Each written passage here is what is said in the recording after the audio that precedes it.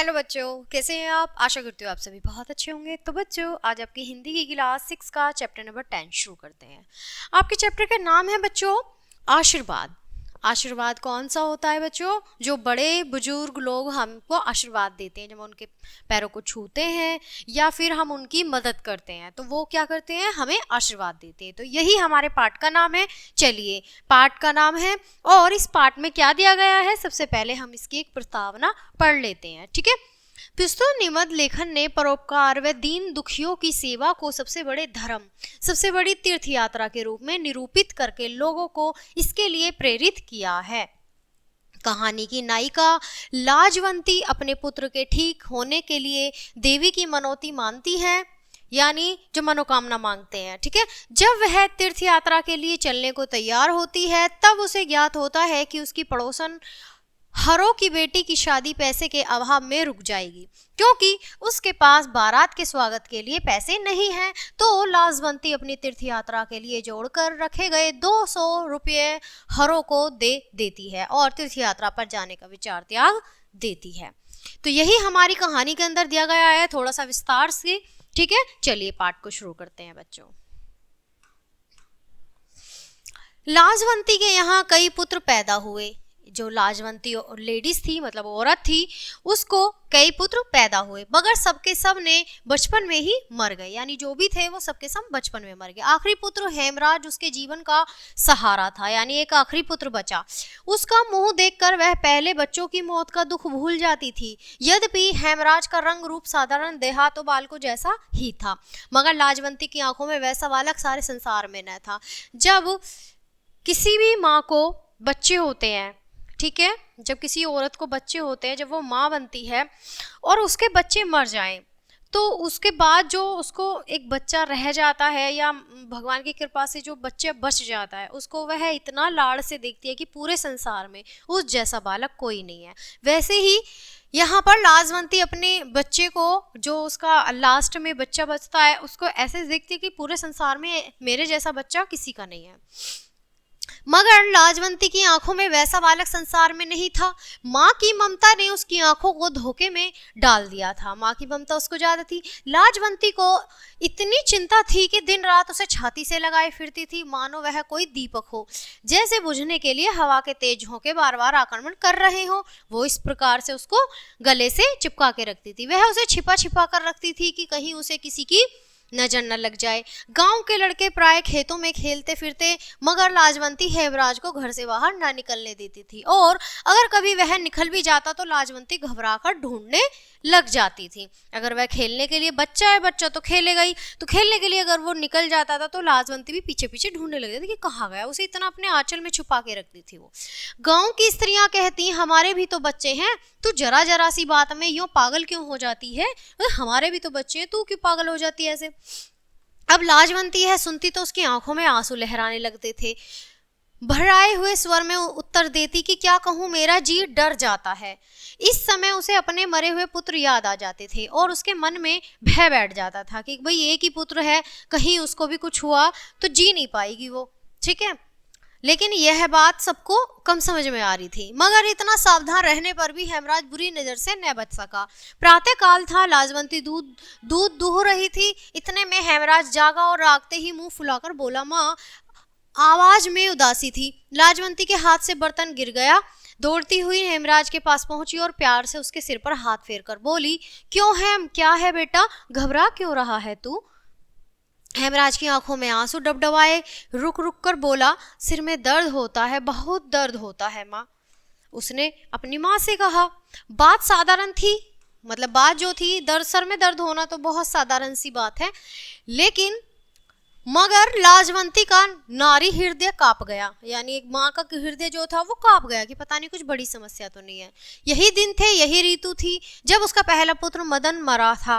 वह भी इसी तरह बीमार हुआ था। उस समय भी लाजवंती ने उसकी सेवा शुश्रूषा में दिन रात एक कर दिया था, मगर जो होना था उसे कौन टाल सकता है। निर्दयी मृत्यु ने लाजवंती का पुत्र छीन लिया। लाजवंती उस समय उस दुख से अधमरी सी हो गई थी। वही घटना इस समय उसकी आंखों के सामने फिर गई। क्या क्या अब फिर लाजवंती को पैरों के नीचे से धरती खिसकती सी मालूम होने लगी। जिस तरह विद्यार्थी एक बार फेल होकर दूसरी बार परीक्षा में बैठते समय घबराता है, उसी प्रकार हेमराज के सिरदर्द से लाजवंती व्याकुल हो उठी कि कहीं इसे भी उसी तरह से कुछ हो न जाए। ठीक है। गांव में दुर्गादास वैद्य अच्छे अनुभवी वैद्य थे। लोग उन्हें लुकमान समझते थे। सैकड़ों रोगी उनके हाथों में से स्वस्थ होते थे। आसपास के गांवों में भी उनका बड़ा नाम था। लाजवंती उड़ती हुई उनके पास पहुंची। वैद्य जी बैठे एक पुराना साप्ताहिक समाचार पत्र पढ़ रहे थे। लाजवंती को देखकर उन्होंने पत्र हाथ से रख दिया और आंखों से ऐनक उतार कर बोले, क्यों बेटी, क्या बात है? मतलब जो वैद्य थे, जो वैद्य जी थे, उन्होंने बोला, वैद्य थे डॉक्टर जिनको बोलते हैं। वैद्य जी इस गांव के रहने वाले न थे, मतलब वो उस गांव में रहने वाले नहीं थे। उनकी अवस्था भी 50 से ऊपर थी, यानी उनकी अवस्था जो थी वो 50 से ऊपर थी, जो उनकी उम्र थी। अतएव गांव की बहु बेटियां उनसे पर्दा न करती थीं। लाजवंती ने चिंतित सी होकर उत्तर दिया, हैम बीमार है। यानी उसने अपने बच्चे के लिए बोला कि मेरा जो बेटा है हैम, वो बीमार है। आज ही से कहता है सिर में दर्द है, बुखार तो नहीं है, मालूम तो नहीं होता, आप चलकर देख लेते हैं तो अच्छा था। वैद्य जी का मनोरथ सिद्ध हुआ। उन्होंने जल्दी से कपड़े पहने और लाजवंती के साथ लिए जाकर देखा तो हेमराज बुखार से बेसुध पड़ा हुआ था, यानी उसे बुखार हो रहा था। वैद्य जी ने नाड़ी देखी, माथे पर हाथ रखा और फिर कहा, चिंता की कोई बात नहीं है, दवा देता हूँ, बुखार उतर जाएगा। लाजवंती के डूबते हुए हृदय को सहारा मिल गया। उसने दुपट्टे के आंचल से अठन्नी निकाली और वैद्य जी को भेंट कर दी। वैद्य जी ने मुंह से नहीं नहीं कहा, मगर हाथों से मुंह का साथ न दिया। उन्होंने पैसे ले लिए। कई दिन बीत गए, हेमराज का बुखार नहीं उतरा। वैद्य जी ने कई दवाइयां बदली, परंतु किसी ने अपना असर नहीं दिखाया। लाजवंती की चिंता बढ़ने लगी। वह रात भर उसके सिरहाने बैठी रहती थी। एक दिन उसने वैद्य जी से पूछा, आखिर बात क्या है जो यह बुखार उतरने का नाम नहीं लेता? वैद्य जी ने उत्तर दिया, मियादी बुखार है। अब लाजवंती चौंक पड़ी। उसने तड़प कर पूछा, मियादी जो बुखार है वो क्या होता है? अपनी मियाद पूरी करके उतरेगा, पर कब तक उतरेगा? 21वें दिन उतरेगा, इससे पहले नहीं उतर सकता। मतलब 21 दिन लगेंगे बुखार उतरने में। आज 11 दिन तो हो गए हैं, बस 10 दिन और है, किसी तरह ये दिन निकाल दो, भगवान भला करेगा। अब वैद्य जी ने उनको जवाब दिया। लाजवंती का माथा ठिनका, हिचकिचाते हुए बोली, कोई अंदेशा तो नहीं, सच सच बता दीजिए। वैद्य जी ने थोड़ी देर चुप रहे। इस समय वह सोच रहे थे कि इसे सच सच बताया या न बताएं। आखिर बोले, देखो बुखार सख्त है, हानिकारक भी हो सकता है। मेरी राय में तो हेम के पिता को बुलवा लो तुम, कि मेरी सलाह तो ये है। अब लाजवंती सहम सी गई। रेत के स्थलों को मीठे जल की नदी समझकर जब हरिण पास पहुंचकर देखता है कि नदी अभी तक उतनी ही दूर है, जो दशा उसके मन की होती है, वही दशा उस समय लाजवंती की हुई। उसे आशा नहीं निश्चय हो गया था कि हेम एक आध दिन में ठीक हो जाएगा, फिर उसी तरह खेलता फिरेगा, फिर उसी तरह नाचता फिरेगा। माँ देखेगी, खुश होगी, लोग बधाइयाँ देंगे। मगर वैद्य की बात सुनकर उसका दिल बैठ गया। आशा के साथ निराशा भी सामने आकर खड़ी हो गई। उसका पति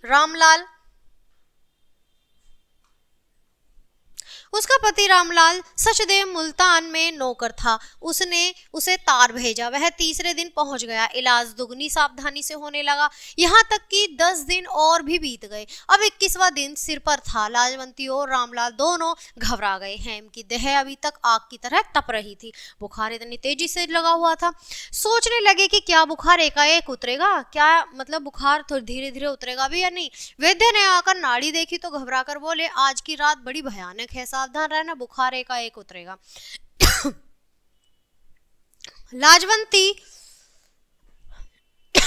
लाजवंती और रामलाल दोनों के प्राण सूख गए।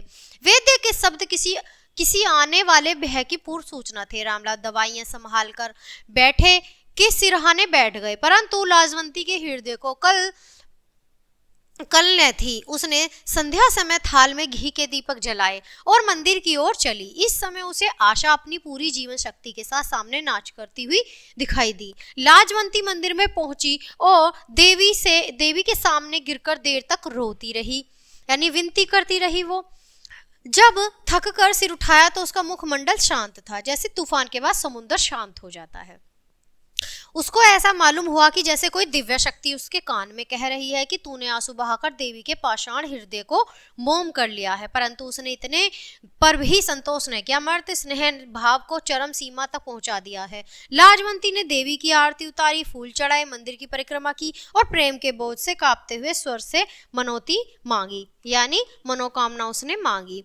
देवी माता मेरा हेम बच जाए तो मैं तीर्थ यात्रा करूंगी। उसने बोला कि माता रानी मेरा अगर हेम, मेरा बेटा बच जाए हेम, तो मैं तीर्थ यात्रा करूंगी। यह मनोती मांगने के बाद लाजवंती को ऐसा जान पड़ा जैसे उसके दिल पर किसी ने कोई बोझ हटा दिया हो, जैसे उसका संकट टल गया है। जैसे ही देवताओं को खुश कर लिया, उसे निश्चय हो गया कि अब हेम कोई भय नहीं है। लोटी तो उसके पाप भूमि पर न पड़ते थे, उसके हृदय समुद्र में आनंद की तरंगे उठ रही थी। वह उड़ती हुई घर पहुंची तो उसके पति ने कहा, लो बधाई हो, तुम्हारा परिश्रम सफल हो गया, बुखार धीरे धीरे उतर रहा है। लाजवंती के मुख पर प्रसन्नता थी और आंखों में आशा की झलक घूमती हुई बोली, अब हेम को कोई डर नहीं है, मैं तीर्थ यात्रा की मनौती मान आई हूँ। रामलाल ने तीर्थ यात्रा के खर्चे का अनुमान किया तो हृदय डूब गया, परंतु पुत्र स्नेह ने इस चिंता को दूर तक न ठहरने दिया। उसने बादलों से निकलते हुए चंद्रमा के समान मुस्कुराकर उत्तर दिया, अच्छा किया, रुपये का क्या है, हाथ का मैल है, धन तो आता है चला जाता है, परमेश्वर ने एक लाल दिया है, वह जीता रहे, यही हमारी दौलत है, यही हमारा सब कुछ है। लाजवंती ने स्वामी को सुला दिया और आप रात भर जागती रही। उसके हृदय में ब्रह्मानंद की मस्ती चढ़ रही थी। प्रभात हुई तो हेम का बुखार बिल्कुल उतर गया था। लाजवंती के मुखमंडल से प्रसन्नता टपक रही थी, जैसे संध्या के समय गौओं के स्तनों से दूध की बूंदें टपकने लगती हैं। जैसे ही गायें जो होती हैं सुबह सुबह वो दूध देती हैं, तो जैसे उनके स्तन जो होते हैं उनसे दूध निकलता है, वैसे ही उसकी मतलब जो खुशी थी वो टपक रही थी। वैद्य जी ने आकर देखा तो उनका मुख भी चमक उठा, अभिमान से सिर उठाकर बोले, अब तो कोई चिंता नहीं, तुम्हारा बच्चा बच गया। लाजवंती ने हेम की कमजोर देह पर हाथ फेरते हुए कहा, क्या से क्या हो गया।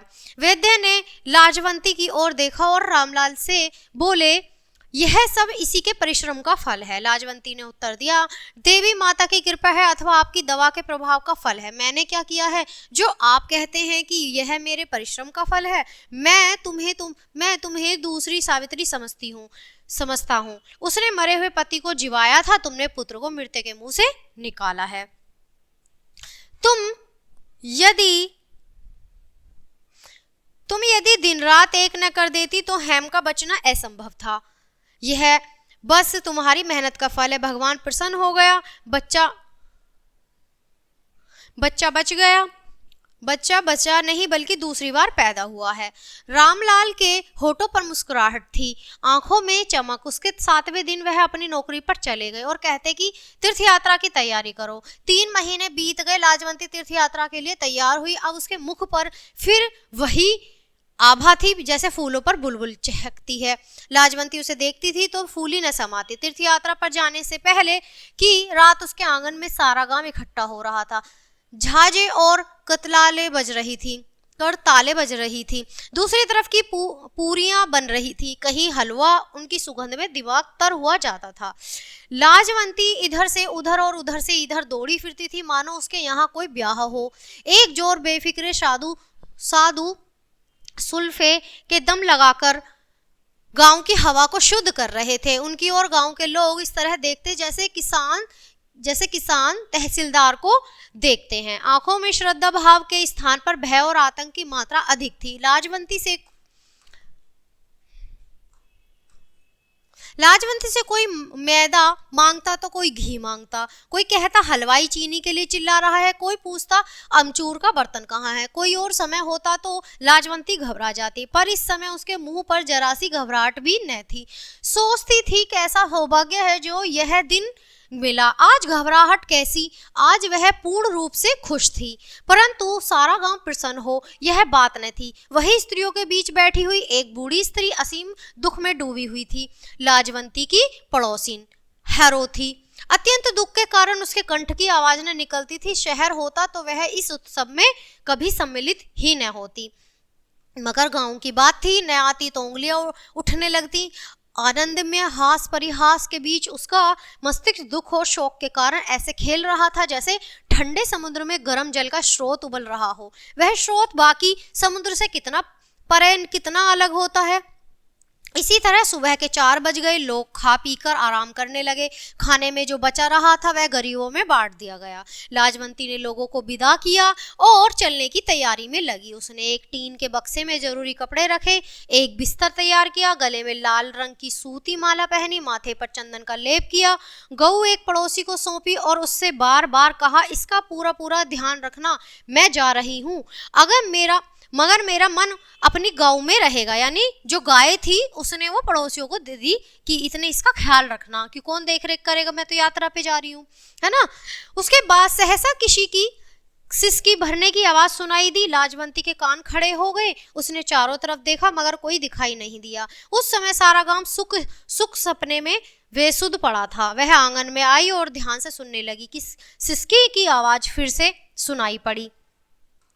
लाजवंती छत पर चढ़ गई और पड़ोसिन के आंगन में झुककर जोर से बोली, माँ हरो। यानी उस जो दूसरी लेडी मतलब जो औरत थी पड़ोसिन, उनका नाम था हरो। तो वो कह रही है कि माँ हरो। कुछ देर तक सन्नाटा रहा। फिर एक चारपाई पर से उत्तर मिला, कौन है? लाजवंती आवाज में आंसू मिले हुए थे। लाजवंती जल्दी से नीचे उतर गई और हरो के पास पहुंचकर बोली, माँ क्या बात है, तू रो क्यों रही है? उन्होंने उनसे पूछा। हरो सचमुच रो रही थी, परंतु अपना रोना लाजवंती के सामने कहते हुए उसके नारी दर्प को बट्टा सा लगता था, इसलिए अपनी वास्तविक अवस्था को छिपाती हुई बोली, कोई बात नहीं, तू रो क्यों रही है? हरो के रुके हुए आंसुओं का बांध टूट गया। उसका दुख हृदय से सहानुभूति की एक चोट को भी सहन नहीं कर सका। वह और भी सिसकियां भर भर के रोने लगी। लाजवंती ने फिर से पूछा, माँ बात क्या है जो इस समय रो रही हो? यानी इतनी आधी रात को तुम सब लोग सोए पड़े हैं और तुम रो रही हो। मैं तेरी पड़ोसिन हूं, तुझसे न छिपा। हरो ने कुछ उत्तर न दिया। फिर वह सोच रही थी कि इसे बताऊं या न बताऊं। प्रभात हो चला, यानी सुबह हो गई। कुछ कुछ प्रकाश निकल आया था। लाजवंती चलने के लिए आतुर हो रही थी, यानी उसे जाने की उत्सुकता बढ़ रही थी।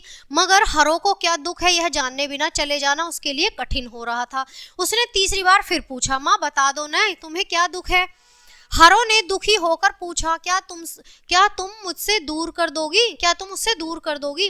हो सका तो जरूर दूर कर दूंगी। असंभव है, संसार में असंभव कोई बात नहीं है, भगवान सब कुछ कर सकता है। हरो थोड़ी देर बाद चुप रही, फिर धीरे से बोली, कुंवारी बेटी का दुख खा रहा है, रात भर रोती रहती हूँ, जाने यह नाव कैसे पार लगेगी। यह क्यों, उसके ब्याह का खर्चा देना तो तुम्हारे जेठ ने मंजूर कर लिया है, ऐसा भाग होते तो रोना काहे था? लाजवंती ने अकुलाकर पूछा, तो क्या यह झूठ है? बिल्कुल झूठ है, बिल्कुल झूठ भी नहीं। उन्होंने 200 रुपए के गहने कपड़े बनवा दिए हैं, मगर मिठाई आदि का प्रबंध नहीं किया। अब चिंता यह है कि बारात आएगी तो उसके सामने क्या धरूंगी। बाराती मिठाई मांगेंगे, पूरियां मांगेंगे, हलवा मांगेंगे, यह सूखी सत्तू खिलाने की भी हिम्मत नहीं है।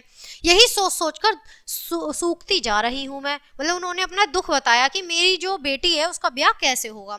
लाजवंती ने कुछ सोचकर उत्तर दिया, क्या गांव के लोग एक गरीब ब्राह्मणी की कन्या का ब्याह नहीं कर सकते? और यह उसकी दया न होगी, उनका धर्म होगा। हरो की आंखें भर आईं। वह इस समय गरीब थी, परंतु कभी उसने अच्छे दिन भी देखे थे। लाजवंती के प्रस्ताव से उसे दुख हुआ, जैसे नया नया भिखारी गालियां सुनकर पृथ्वी में गड़ जाता है। उसने धीरे से कहा, बेटी तुझसे तो यह अपमान न देखा जाएगा, परंतु इस तरह तो गांव भर की नाक कट जाएगी। हरो ने बात काट कर कहा, मैं भी तो इसे सहन नहीं कर सकूंगी, किसी के सामने हाथ फैलाना मरने से भी बुरा है। तो क्या करोगी? कन्या को कुंवारी बिठाकर रखोगी? भगवान की यही इच्छा है तो मेरा क्या बस है, इसे लेकर कहीं निकल जाऊंगी, न कोई बात करेगा। लाजवंती ब्राह्मणी की अवस्था देखकर कांप गई। उसे ऐसा मालूम हुआ जैसे कोई कह रहा था कि अगर यह हो गया तो ईश्वर का कोप गांव भर को जलाकर राख कर देगा। लाजवंती अपने आप को भूल गई, उसका हृदय दुख से पानी पानी हो गया। उसने जोश से कहा, चिंता न करो, तुम्हारा संकट मैं दूर करूंगी। तुम्हारी बेटी का ब्याह होगा और बारात के लोगों को भोजन भी मिलेगा। तेरी बेटी तेरी ही बेटी नहीं है, मेरी भी बेटी है। उसने ऐसा कहा लाजवंती ने। हरो ने यह सुना जिसकी उसे इच्छा थी परंतु आशा न थी। उसकी आंखों से कृतज्ञता के आंसू छलकने लगे। लाजवंती तीर्थ यात्रा के लिए अधीर हो रही थी। वह सोचती थी हरिद्वार, मथुरा, वृंदावन के मंदिरों को देखकर हृदय कली की तरह खिल जाएगा, मगर जो आनंद उसे इस समय प्राप्त हुआ वह उस कल्पित आनंद की अपेक्षा कहीं अधिक बढ़ चढ़कर था। यह दौड़ती हुई अपने घर गई और संदूक में से 200 रुपये लाकर हरों के सामने रख दिए। यह रुपये जमा करते समय यह प्रसन्न हुई थी, पर उन्हें देते समय उसे भी अधिक प्रसन्न हुई। जो सुख त्याग में है वह ग्रहण कहाँ। यानी जो सुख हमें कोई भी चीज त्याग करने में है वह ग्रहण करने में इतना सुख नहीं मिलता जितना त्याग करने में मिलता है। लाजवंती के तीर्थ यात्रा का विचार छोड़ देने पर सारे गांव में आग सी लग गई। लोग कहते थे लाजवंती ने बहुत बुरा किया, देवी माता का क्रोध उसे नष्ट कर देगा। धीरे धीरे गांव की यह बात लाजवंती के कानों तक भी पहुंची। उसने उनकी कुछ परवाह नहीं की, एक कान से सुना और दूसरे कान से उड़ा दिया। ठीक है, रात का समय था बच्चों, मंदिर में घंटे बज रहे थे। लाजवंती ने आरती का थाल उठाया और पूजा के लिए चली, मगर दरवाजे पर पहुंचकर पांव रुक गए। सहसा उसने सुना कोई प्रार्थना कर रहा था। लाजवंती के कान उसी ओर लग गए। उसे निश्चय हो गया कि इस प्रार्थना का अवश्य ही उसके साथ कोई संबंध है। यह गलती पर न थी। कोई कह रहा था, देवी माता उसे सदा सुहागिन रखो, उसके बेटे को चिरंजीवी बनाओ। उसने एक असहाय ब्राह्मणी का मान रखा, उसको फल दो, उसके बेटे और पति का बाल भी बाका न हो। यह एक बूढ़ी ब्राह्मणी की प्रार्थना है, इसे सुनो और स्वीकार करो। यह ब्राह्मणी हरो थी। लाजवंती के रोम रोम में खुशी की लहर दौड़ गई। रात को सपने में वह फिर देवी के सम्मुख थी। एकाएक देवी की मूर्ति ने अपने सिंहासन से नीचे उतरकर लाजवंती को गले से लगा लिया और कहा, तूने एक गरीब की सेवा की है, मानो तेरी सेवा की है, मानो मेरी ही सेवा की है। मैं तुमसे खुश हूँ, तेरे कान से खुश हूँ, तेरे जो काम है उनसे मैं बहुत खुश हूँ। लोग तीर्थ यात्रा करते हैं, तूने महातीर्थ यात्रा की है। सेवा तीर्थ यात्रा से भी बढ़कर है। तुझे आशीर्वाद देती हूँ। लाजवंती की आंख खुल गई। आज उसने पूजा का फल पा लिया था। तो बच्चों ये था लाजवंती का एक पाठ। ठीक है, आपने ये कहानी अच्छे से पढ़ी। उसने अपने बेटे के लिए जीवित रहने के लिए एक मन्नत मांगी। उस मन्नत को तो पूरा नहीं कर सकी, लेकिन उसने अपनी पड़ोसिन की मदद की, उसकी बेटी का ब्याह किया, यानी उसने बहुत त्याग करा। और उसे सपने में भी देवी दिखाई दी। उन्होंने कहा कि यही मतलब सबसे बड़ा वो है, तीर्थ है, महातीर्थ तूने इसी में ही कर लिया। तो बच्चों ये थी बहुत अच्छी सी एक कहानी हमारी। मैं आशा करती हूँ आपको ये बहुत ज़्यादा पसंद आई होगी। तो बच्चों मिलते हैं आपसे अगले पार्ट में, तब तक के लिए बाय, थैंक्स फॉर वॉचिंग।